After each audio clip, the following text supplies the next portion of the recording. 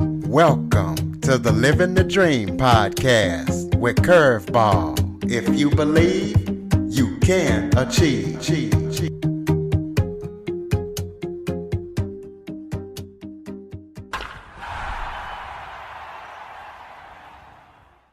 Welcome to the Living the Dream with Curveball podcast, a show where I interview guests that teach, motivate, and inspire. And today I am joined by author Bee Bloeser. You know, we see it on the news a lot. We hear about dictatorships all over the world and what people have to go to. Well, today I am joined by a real life person who actually went through a dictatorship. So we're going to be talking to Bee about that and about the Smallpox eradication program and her book and any and everything else that she wants to talk about. So listeners, got a great show lined up for you. Bee, thank you so much for joining me today. Thank you, Curtis. I really appreciate your having me on. Well, why don't you start off by telling everybody a little bit about yourself? Okay. Well, I am an author and a public speaker and a retired speech language pathologist. I retired 8 years ago after the passing of my husband of 53 years, and started writing a book about a major portion of our life, or a very significant portion of our lives. And I am living in California now, and I have 2 terrific children and one beautiful, very talented granddaughter. And I love sharing stories that I feel are important for today, and so that's what I focus on these days.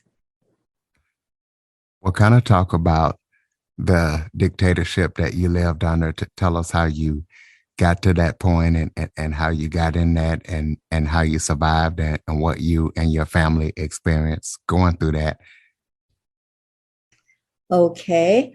Well, I grew up in Oklahoma, and a lot of other Oklahoma girls wanted to go to Dallas. I wanted to go to Africa. I'd always wanted to go to Africa. I had this film strip inspired vision of what that would be like. And when I had just graduated from college, I met a guy on a blind date.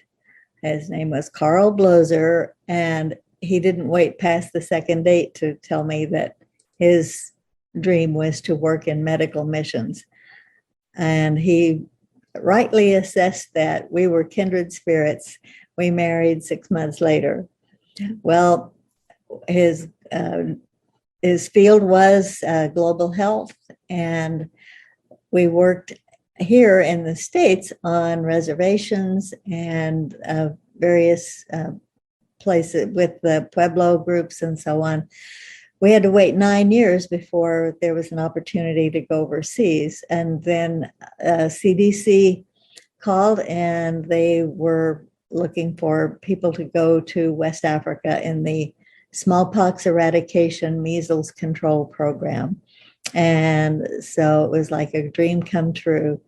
We moved first to northern Nigeria in that program. And by the way, let me just say that this a successful campaign to totally wipe smallpox off the face of the earth as the only human disease that has ever been globally eradicated.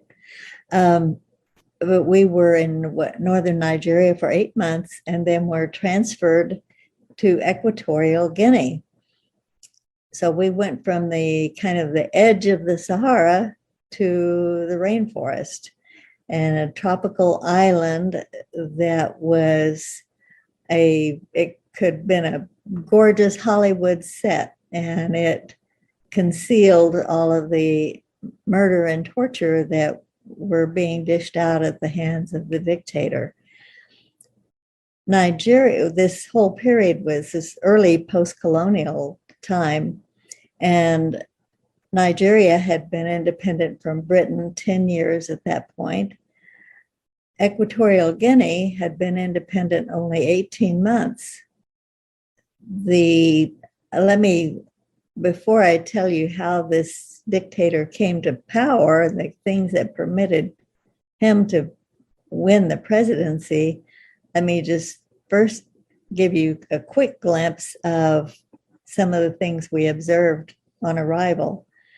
And those included very grim situation at the airport, arriving there. Nobody smiled. Soldiers, Guardia Nacional with their rifles and fixed bayonets were everywhere. The streets were, unlike any other place in Africa, where you have just so many gorgeous, fabulous sounds of life, color and music, singing, shouting, sounds of traffic, all of this.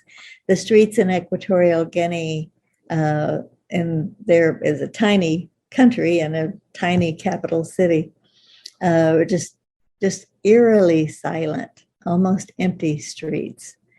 And I would later learn that the streets had been emptied by just abject fear. We were not allowed to speak to a local person. No, the president had decreed that no Guinean could have any contact whatsoever, not even to say hello or basically make eye contact on the streets with any foreigner. And the second day there, we were on a tour of City Hall with the ambassador, our ambassador, and my husband and I, and another diplomat. And the mayor was giving us a tour of City Hall. And about 20 minutes or so into the tour, somebody came to the door and called him to the door, and he stepped back in and he said, "Excuse me, I have to leave." He left for about 5 or 10 minutes, came back and said, "I am very sorry. I cannot continue your tour. The president has just fired me." The diplomats told us that he probably had insulted the president in some way, would be severely beaten, maybe thrown into Black Beach prison, one of the worst in the world. And then a couple of weeks later, a month later, when our household shipment arrived, 7 soldiers crowded into our living room with their rifles and fixed bayonets, thrusting their rusty bayonets into all our belongings as we unpacked. So those are some of the things that had happened in the somewhat early days of this president's reign. So, you think, well, how on earth did somebody like that get power? How do dictators come to power? And I think that there are a lot of comparisons that we can draw with the rise of authoritarianism today, in looking at some of the factors that allowed this man to win the first presidential election. He was really not very educated. He wasn't very smart at all, and none of the analysts or people who knew much about elections and so on thought that he had a chance of winning. There was just no way he would win this election or to become the first president of this independent country. And but he did. He had no real skill, but he was very crafty, and his oratory was had people just spellbound, I guess. He was loud, he was bombastic, he he praised Hitler. That's a side thing. That's not one of the things that attracted people to him, I'm sure. But he was anti-intellectual, like educated people were the enemy. And certainly then, obviously, one of the major things was the colonial power. This was a former colony of Spain. And we're talking about Franco's Spain. So the people had been treated very severely. And obviously, being anti-colonial and anti-Spanish was a huge draw. Not that the other candidates weren't anti-Spanish, but this man was just angrily and rabidly promising to get rid of every single vestige of Spain and return everybody to the old ways, to their tribal ways and so on. And also promised them that everything was going to be great. And it's almost like everybody was going to have a mansion. So he, and I think he tapped into their yearning for identity. People who are so subjugated, where's their identity, and so he promised that they were going to be returned to their tribal identities and so on, and really capitalized on an us versus them theme. And so, I think the people were very susceptible to that. They had had no control of their lives, and the colonialists were getting wealthy off their resources and their labor. And obviously, freedom. I mean, freedom was brand new, and with Macias, this was, I didn't even say his name. It was Francisco Macias Nguema, and Macias had promised to get rid of every single vestige of the Spanish. Well, so that sounded very attractive, but what happened was then, he did win the first presidency, the first presidential election, and as some people later said, one of the Guinean people told a political scientist who was writing and doing some research, and he said, most people didn't know what a vote was, and now they would never need to know.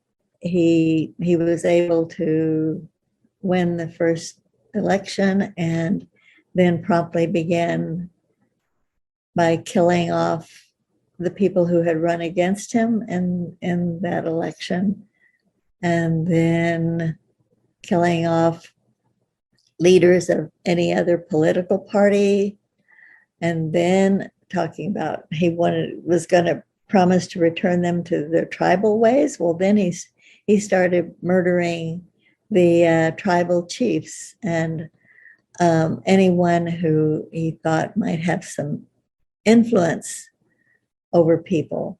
And he not only would murder these people, but he would murder their families. So that's for starters, Curtis. I should pause and let you redirect me or tell me to proceed. Well, let's talk about why soldiers tried to arrest your 6-year-old son. Yes, that happened toward the end of our time there. By that time, our children were so young. Our son was 4 and our daughter was 18 months when we moved to West Africa. And the in Equatorial Guinea, by the time this happened, he was 6. And he was in our front yard and making some little bows and arrows with bent twigs and rubber bands. And he shot one of these toward a soldier that was walking past the house.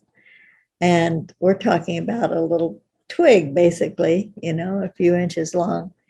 And then they rushed into the yard, tried to grab him, wanted to arrest him, take him off to prison. They said he was making weapons dangerous to the Republic of Equatorial Guinea. And after that point, the children and I were evacuated out and lived in Cameroon by ourselves for 4 months while Carl finished up his smallpox program on the island. And for the most part, we were safe there, but Macias's people suffered just untold horrors. If he felt insulted, it could be torture, death. Well, what resistance did you actually face during your time there, and from who was the resistance coming from? We didn't have resistance for the smallpox program. In fact, in Nigeria, and this was common in many areas of West Africa, anytime we would drive down the road in the smallpox trucks, people would rush toward the road and shout their salutes and their gratitude. And in northern Nigeria, in the Hausa language, they would shout, "Rankadidi, Rankadidi," and that means "May you live long." Prior to our program, they knew that because the big white trucks came with the vaccines, that no longer did a third of their family die. A third of people who caught smallpox died, and many who survived were left horribly disfigured and blinded. So there was just gratitude. The resistance in some parts of Nigeria and some of the other countries came mainly from the witch doctors, and the fact that that was going to cost them influence and income if smallpox was eradicated. And they often threatened people by telling them if they got vaccinated, they were going to spread smallpox. And people believed, the people who believed in them believed that they could either cure smallpox or cause it. So they were the spreaders of disinformation. In Equatorial Guinea, the smallpox program did not face resistance because Macias did want the PR factor. He felt it looked good on him if the smallpox program was there. So my husband was able to do his work, even though it was hard to get information that he needed at times. And there were operational things that were challenges coming from that government. Challenges in general were the resistance to just our presence, I guess. There would be spies outside our homes and offices, and they recorded the names of everybody who came to your house for dinner. They recorded who came, who went, then where they found out, trailed people, find out where they went, reported where they went later. So it was a challenge to get people to even come to the home of somebody who was affiliated with an embassy, because they didn't want to be reported on to the government. We had had, there was, like I said, it was a tiny capital, about a 1 square mile capital city, and 9 embassies and diplomatic missions there because of the very strategic location of that country. And so our social contacts, talk about a bubble back at the beginning of the pandemic, when everyone had this isolation bubble. And there we were dictated who could be in our social bubble.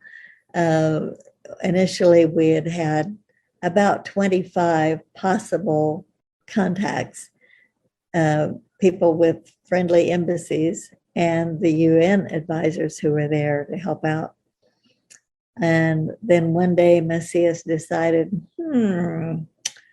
it's a threat to me to allow these embassy people to talk to UN people, because one of them knows too much and they might tell the other one. So from that day forward, we could no longer even speak to the friends we had made with the UN. So our little bubble shrunk to about 12 or 15 people. They also,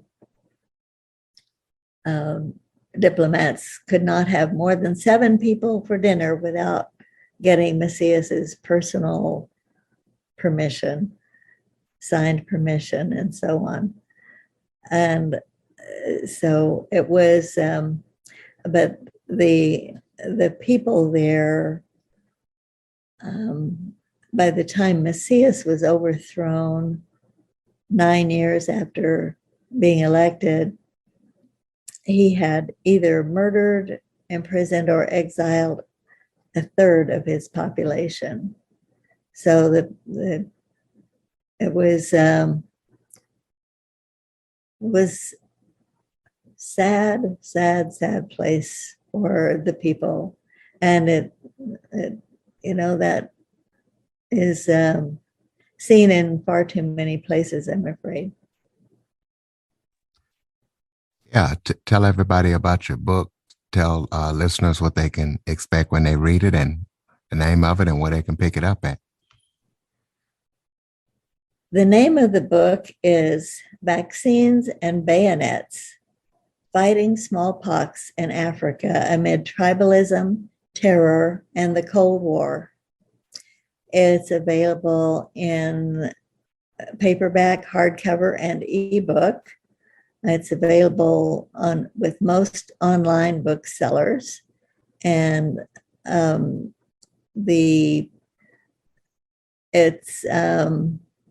it's a historical memoir.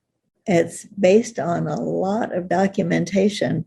People ask how I could write with such detail about things that happened 50 years ago. Well, after my husband passed away, and I was going through his filing cabinets, this entire file drawer of papers, letters, cables, you name it, just so much from our days in Equatorial Guinea. And that's when I decided I have to write this book. So it is a memoir about our involvement with the smallpox eradication program, and the subtitle pretty much says it all. And it's, by the way, a few weeks ago, it was named a finalist in the Indie Book Awards in the category Historical Nonfiction. And of course, I'm thrilled about that.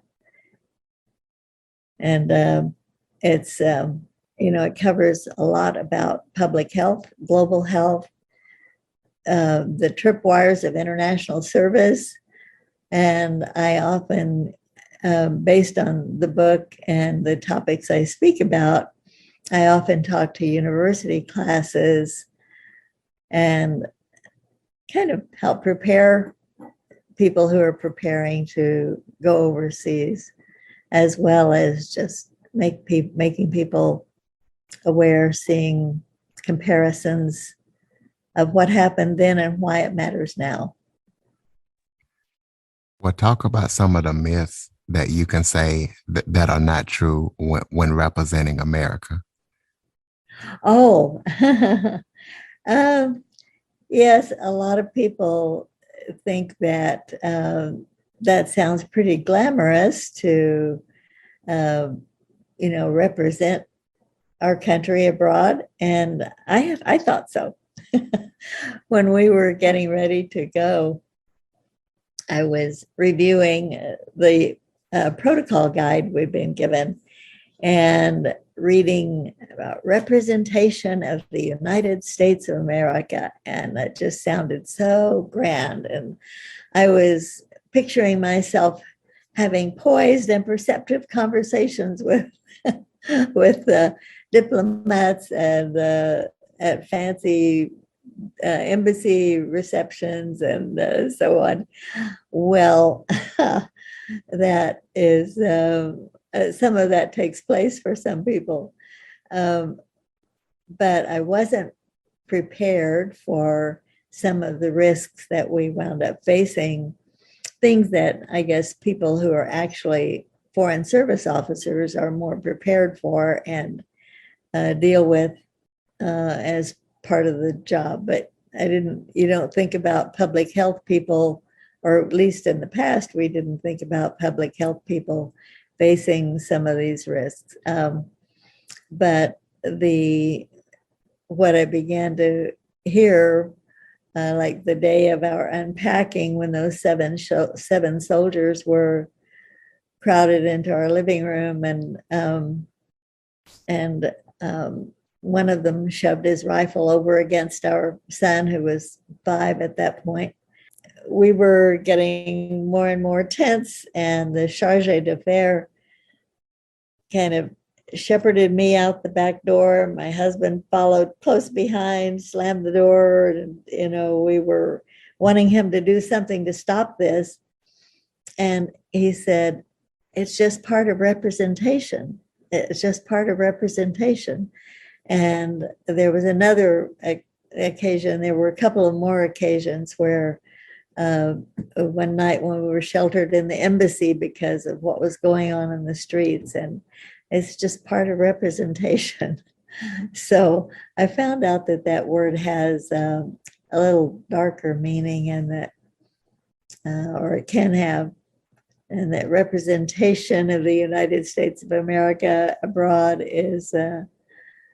doesn't necessarily mean any glamour or self-importance kind of thing. So tell us about the disease that Abraham Lincoln was coming down with when he delivered the Gettysburg Address. Yes, thank you for asking some of these questions, Curtis. When Lincoln delivered the Gettysburg Address, he was actually infected with smallpox. He had started showing symptoms a couple of days earlier. The early symptoms of smallpox can be flu-like symptoms. He was not feeling at all well when he gave that address. And if his incubation period before the rash started, if his incubation period had just been a day or two shorter, we wouldn't have had those famous words. He was immediately afterwards, he was hurried back to Washington, and for 10 days, they had him hidden away in his bedroom, but they canceled without telling anybody what the situation was. They canceled all cabinet meetings and so on. Everything was canceled. Lincoln, of course, survived and many of the pictures of him you see with some scars, not nearly the horrible scars that many people have, but his personal valet caught smallpox and died. Do you have any current or upcoming projects that you're working on that people need to know about? What I work on these days, Curtis, is trying to get the word out about for speaking and sharing this story that way, and also that introduces them to the book.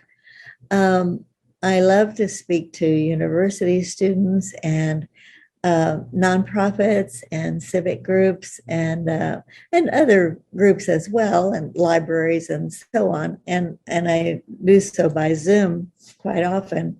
But I feel that there are some really important messages to share.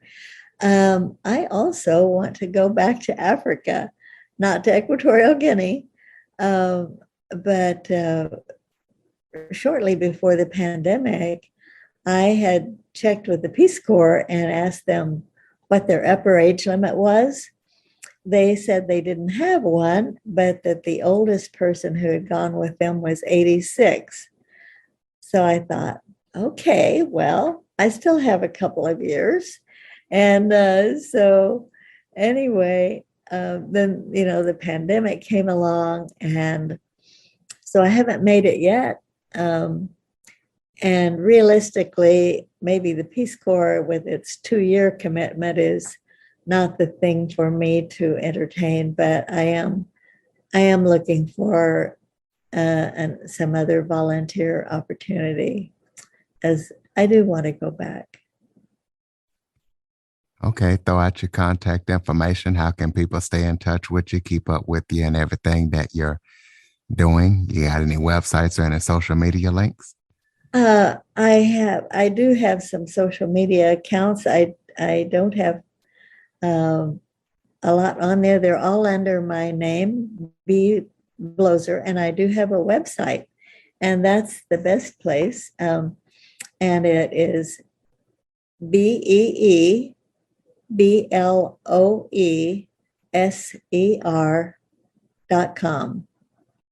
And that's my website. I don't sell the book on the website, but there are excerpts on there and links, and that has a link to all the places the book, to many of the places the book can be purchased, and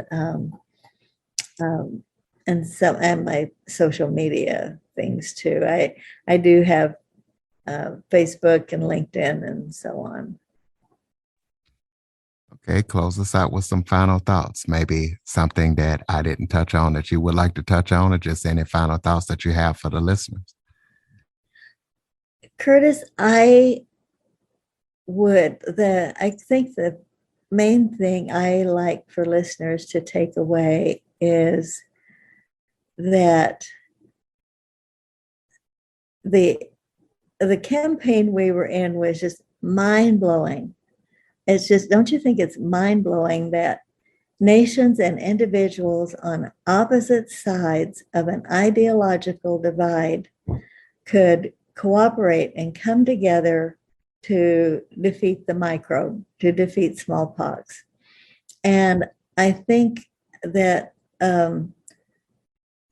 to me, it kind of comes down to bottom line of that if we think community and think treating our neighbor the way we would like them to treat us, that we can accomplish anything. We most certainly can. Ladies and gentlemen, beebloeser.com. Check her out. Keep up with everything that she's up to. Go purchase that book.